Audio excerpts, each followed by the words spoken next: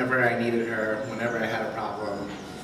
It was usually, she's just a phone call away, and whatever life advice I needed or just anything, she was there. You know, all throughout college, she proofread every single one of my projects, every single one of my papers, and I mean, I rarely didn't get an A on them, and it was because of that, a large part, helped me organize and all that stuff. And in that time, you know, she was trying to figure out what she wanted to do, and then after Puppy passed, and she decided she wanted to, you know, go back to academia and pursue his legacy. You know, she was so passionate about it, so into it. And I was so happy for her because it was really, you know, what she was doing with y'all was really what she wanted to do. And, you know, when I got the news about what happened to her, sorry. I had just come from a party in New York City. A friend of mine had made a movie and premiered it for us at where they do the Tribeca Film Festival. You know, my friend was obviously elated from that. She'd been working on it for years. And I got to experience the same thing with my mom. She had been working on this PhD for as long as I can remember, in one way or another, you know, taking that goal to get there.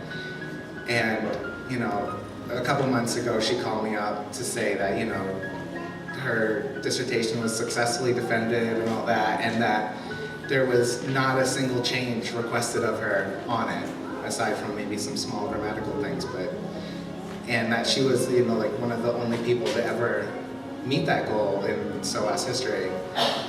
And, you know, like everything else she did, when she was into it, she tried so hard, and I couldn't be prouder of her. You know, going forward in my life, I have 3 of my own kids now. She never got to meet my son, the youngest one. And I'm really bummed that, you know, she'll never get to know him. But at least we have a lot of stories. My mom was always a very fun person. Because of her and, you know, her frequent travels and going to school all over the world, I got to go all over the world. I've spent months and months in Germany and in Korea, and offshoots from that, you know, places that were nearby like Thailand and Czechoslovakia and Luxembourg and Paris and all these places I got to visit and experience with her.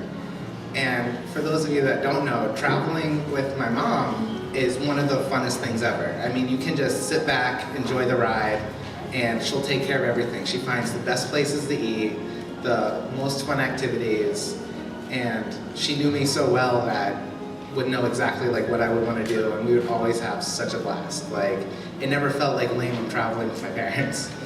A while ago, I used to fix computers for a living, and it was my college job, and I hated it. It was the most boring thing ever. And she really encouraged me to quit that job and like follow my dream. And while my dream at the time was to make movies, I ended up going into something else, but she was always supportive. And without her, I wouldn't be able to do what I do now. I'm really happy with my career. I know she was really proud of me. She never let me forget it. And everything I've ever done in my life, she was always there and just 100% behind me. And I'm really happy that I know that. I know it in my heart. No one needs to tell me that. She really let the love flow through. So, that said, I don't know how I'm gonna go forward. Whenever there was any kind of strife or anything like that, a bad argument with my wife, or you know, something major happened elsewhere in my life, like she's my first call, and I don't have another person like that, and I'm just gonna miss her advice and her guidance.